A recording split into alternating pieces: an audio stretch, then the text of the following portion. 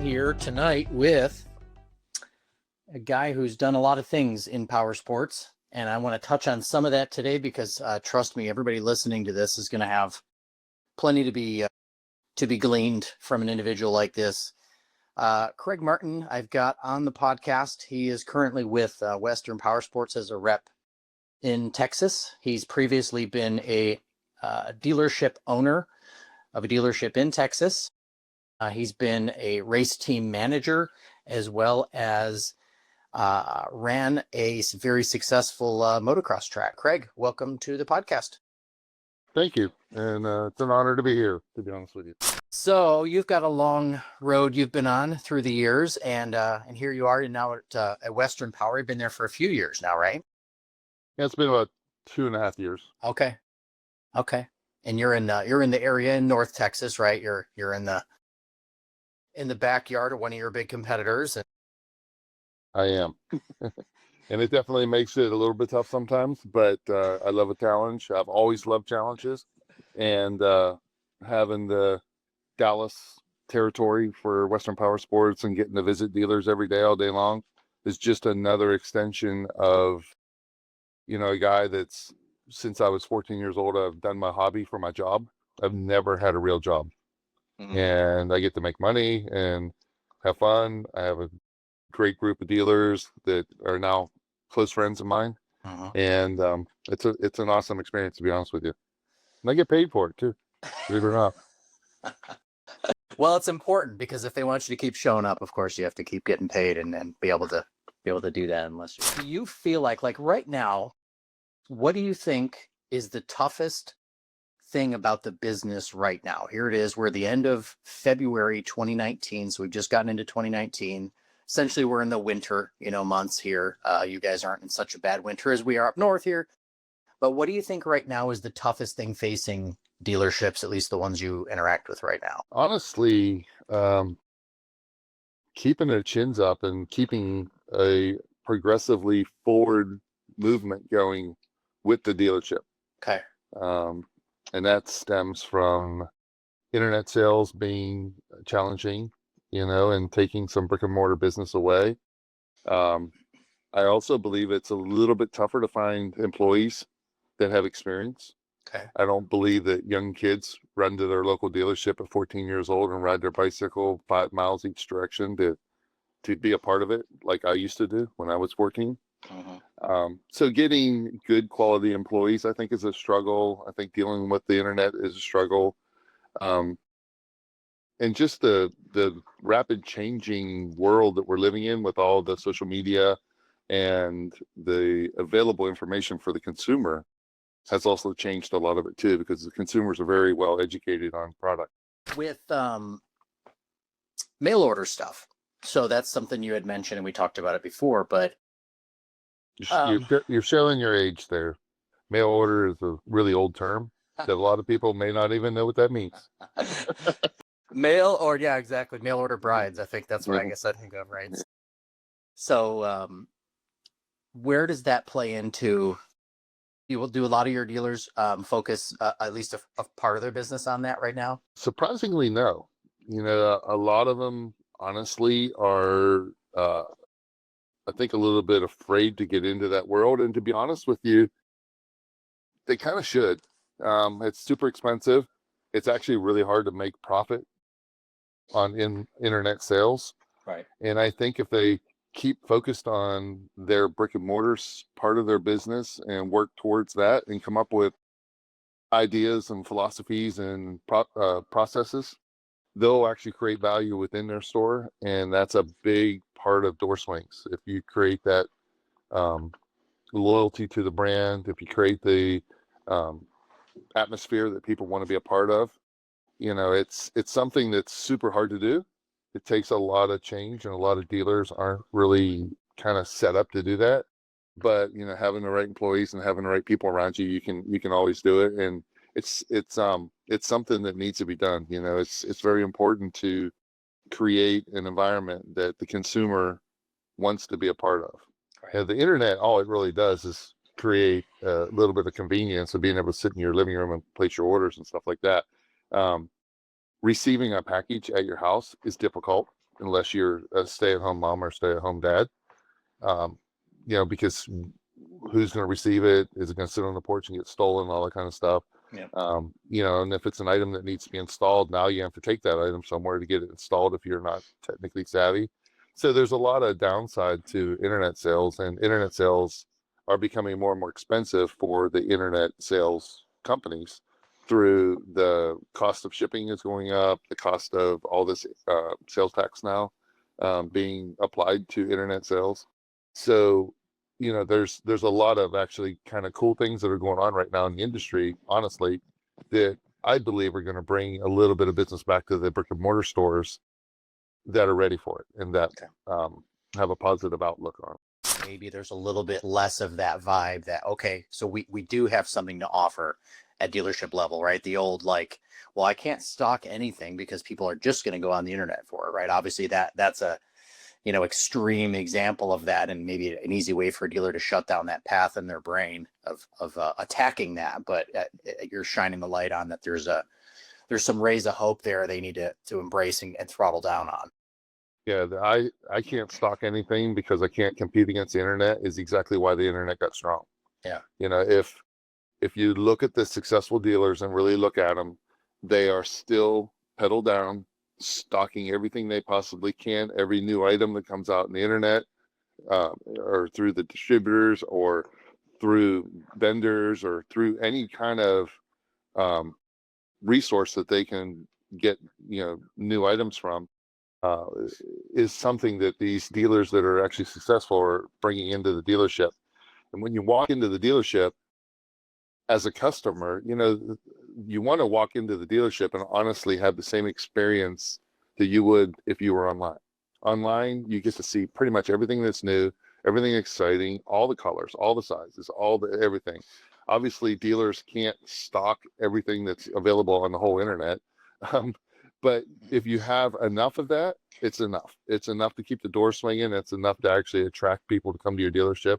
And then once the consumer gets in the dealership, the one thing that I see so often when I'm standing behind the parts counter with parts associates from various dealerships is how they perceive the customer, how they treat the customer and everything else. And I just scratch my head and just go, this guy just drove through terrible traffic for however many hours or minutes or whatever to get here, to ask a question, to look at something, to do something. I mean, concerted amount of effort gets put into going to a brick and mortar dealership. And for you not to respect that effort and not to embrace the fact that guy is there.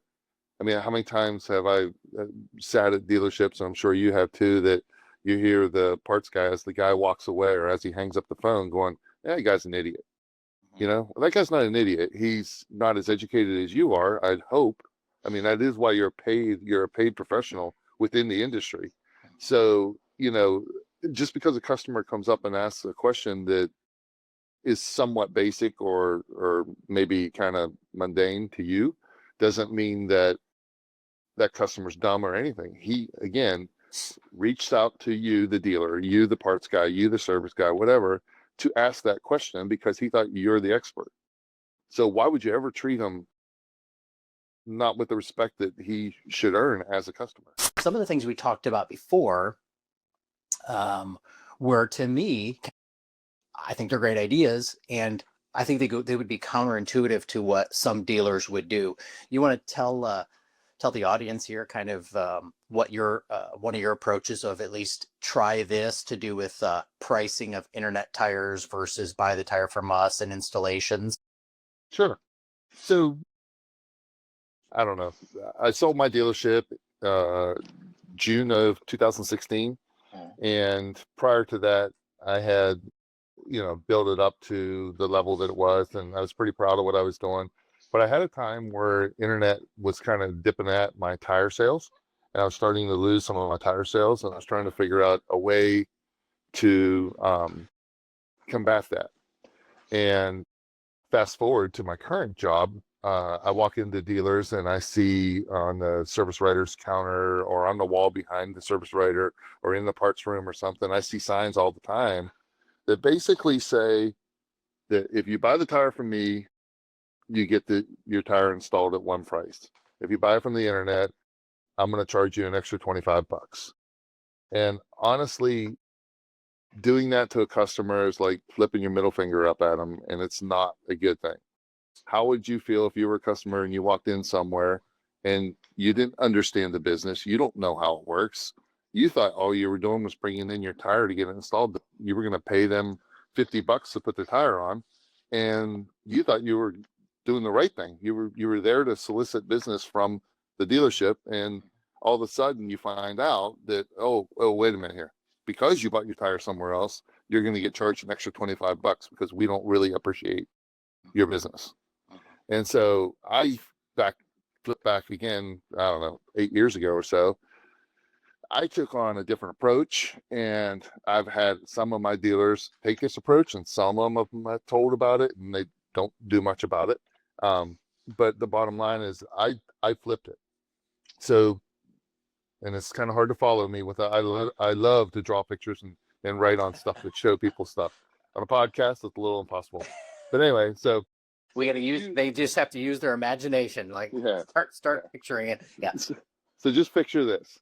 If you normally would charge a guy that walked in with his rear tire off of his bike and walked in and said, hey, I want to buy a tire. If you normally would charge him $50 to put a tire on, and you really wanted to do something to get people to quit buying on the internet and buy from you, then instead of charging him an extra $25 to put the tire on, so $75 if he brought it in from the internet, what if you, and so back this up again, I am a huge believer in menus.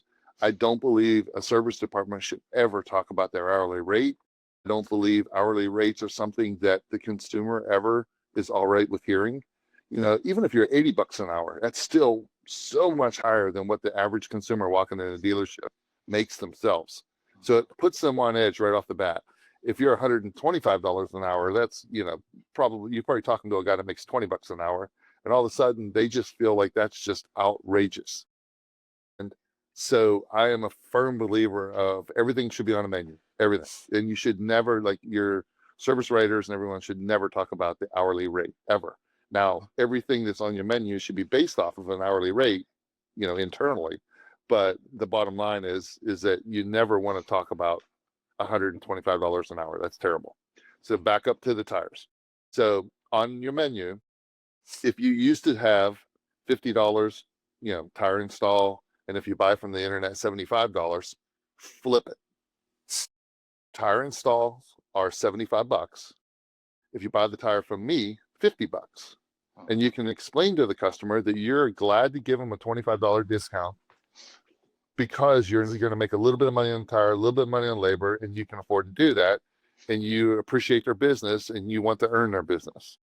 And by flipping the thing, what happens is that when the guy does walk in with the tire that he bought from the internet, he looks up at the menu and he says, oh man, $75. If I would have bought it here, I could have saved $25. It's not even worth buying on the internet.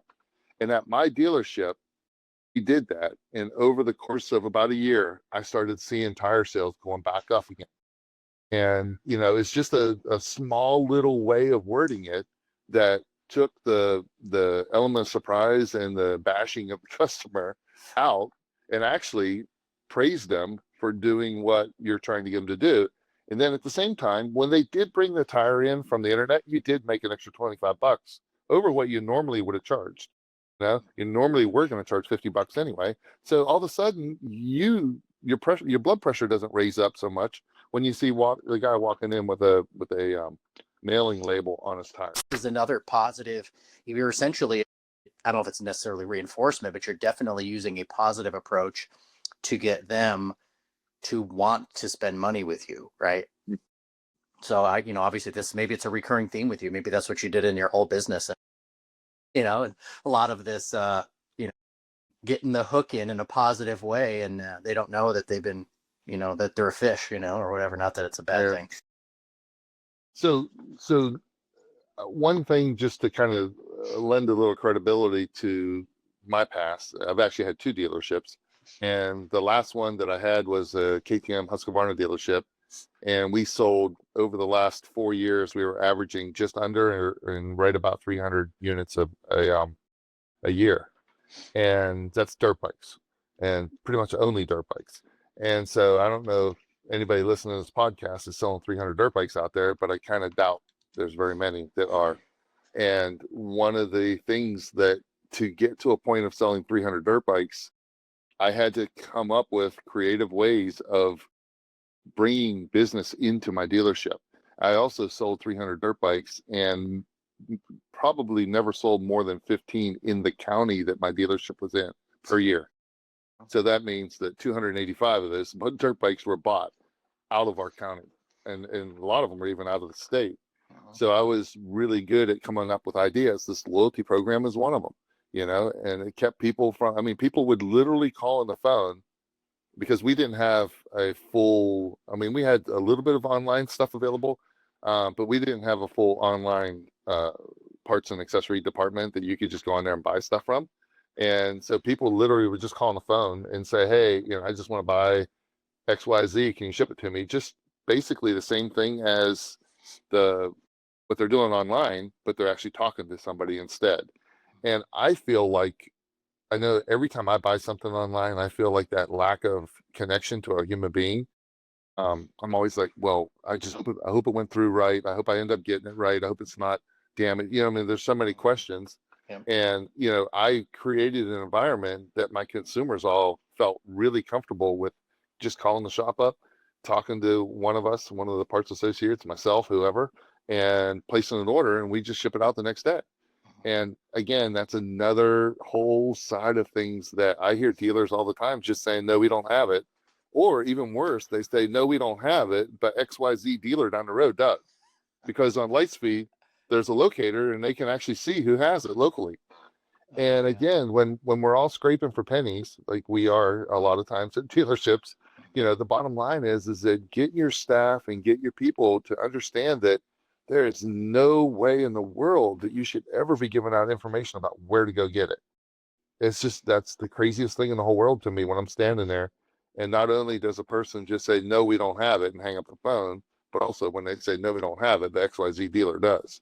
And, I think they feel like they're just doing some service to the customer and helping the customer out. But honestly, all the customer. And that's the bottom line. Well, you also talked about, or we talked about prior, unit sales, right? And like you had said earlier in this conversation, you had done from 0 to 300 units a year at a dealer that's KTM and Husky. That feels like a big number to me. Like you say, especially when, I don't know if, plenty of people that listen to this might be from the East Coast or whatever, where you're talking about where your dealership was, because I've been to it. It was before you, well, I've been to that area before you put that shop there, right? But I guess what was it before you bought that shop? It was something else, wasn't it? Was it just you opened it maybe like the year I left Texas, I think is. I opened in 2007. Yeah, that's the year I left. So I remember, and obviously I'm only pointing this out because it's not like we're saying the dealership was smack dab in the middle of DFW, right? You're pretty far out the edge of stuff. Now you are on the way to some really good riding areas. But it's not like everybody showed up on a Sunday, right, to buy their bike on the way to the riding area. So you definitely did a lot of work to put out those sort of numbers, I would say, based on me knowing exactly where that shop is and how far remote it is. But I don't know how much you get to spend time with guys talking about, that kind of that front of house and unit sales, new and used. But right now, what are you seeing that you think you'd like to institute change on? Like, what's broken on that end of the dealership currently as you walk in and out of your store? When I say I did 300 units, I did about 150 new and 150 used every year.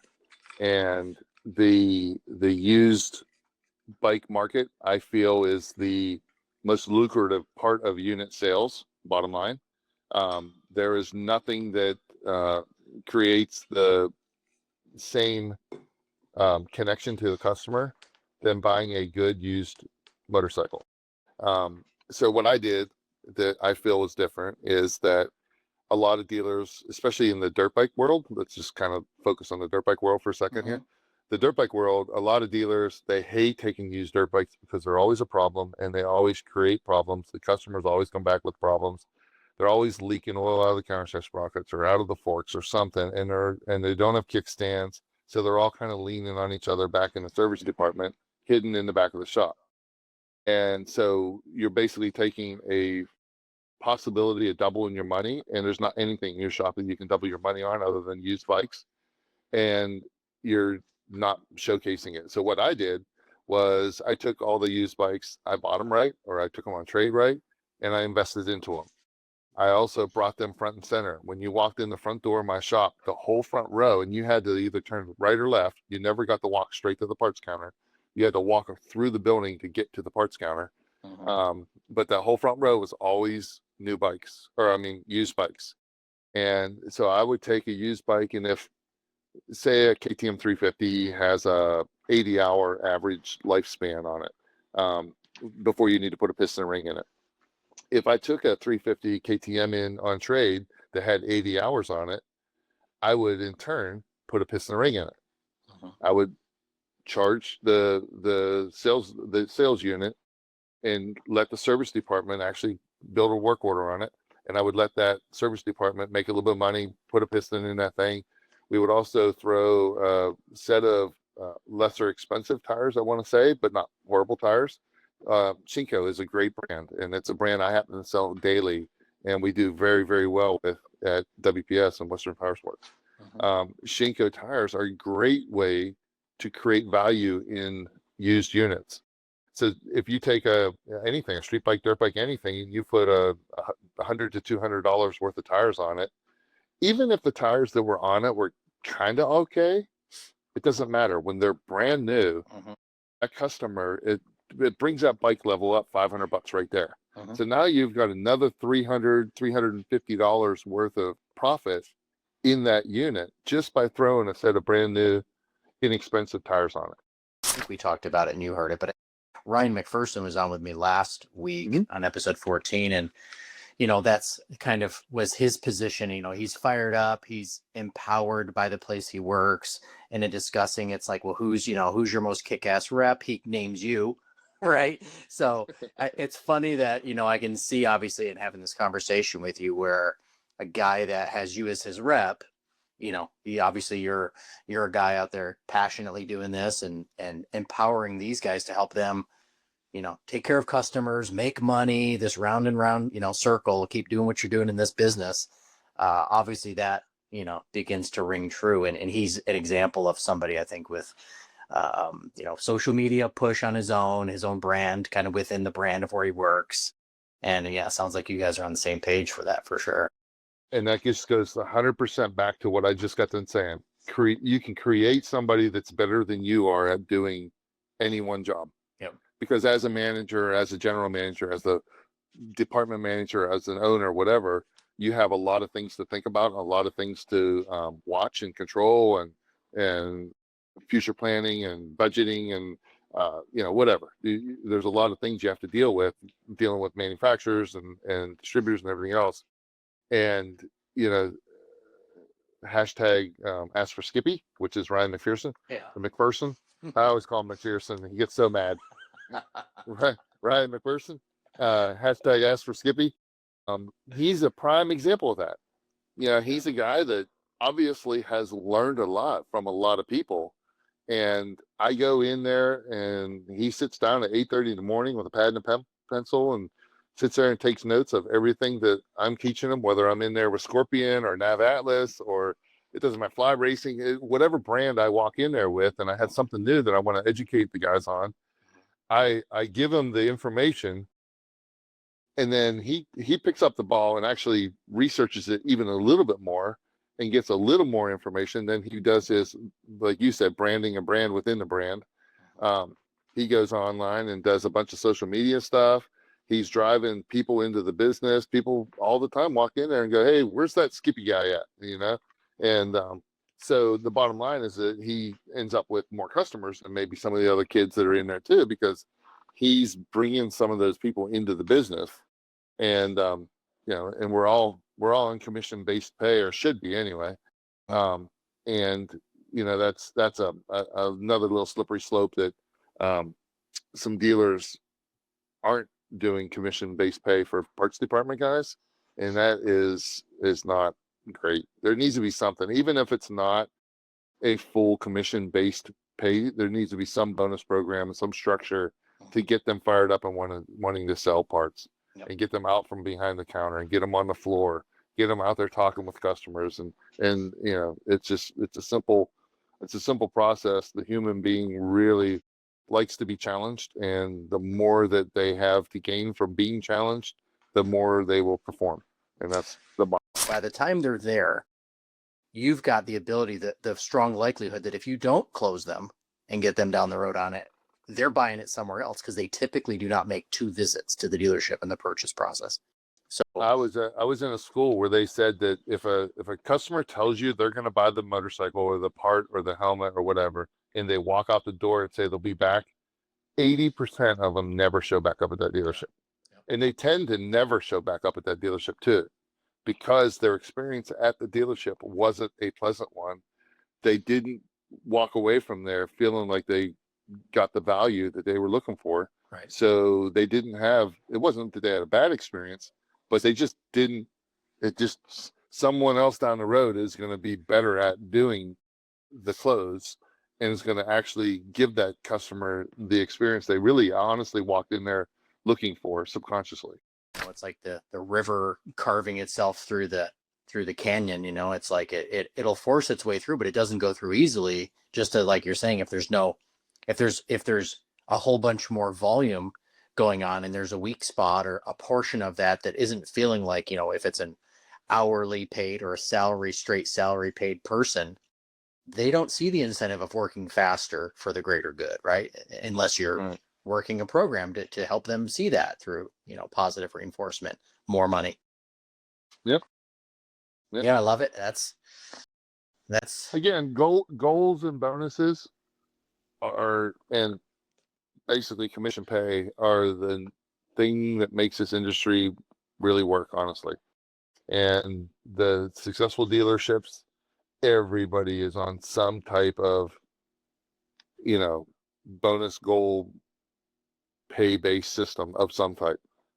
And, it doesn't have to be 100% of your income.